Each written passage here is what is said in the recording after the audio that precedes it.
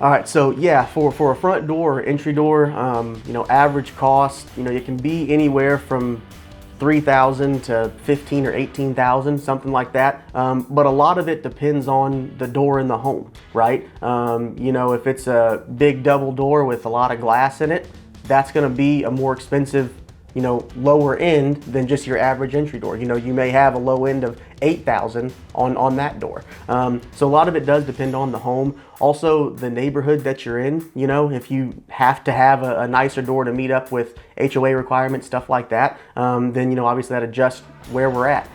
One thing as well is the style of door that it is, or the material. Are you going to have a steel door or a fiberglass door or a wood door? All those things kind of play into it. But a lot of it comes down to, again, what the needs of the homeowner are and what they want that door to look like in the end.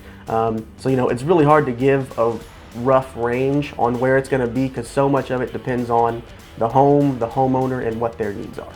You know, again, it depends on the home and the size and style of door that we're putting in, and if there's any other work that has to be done around it. You know, do we have to do siding work when we're installing your door, or is it simply popping out what's there and putting in a new one? So again, it depends on the situation. Most of the time, a day will take care of, you know, putting in a door. But again, there could be situations where it does take 2 days because there's extra work that has to be done to prepare it for a new door.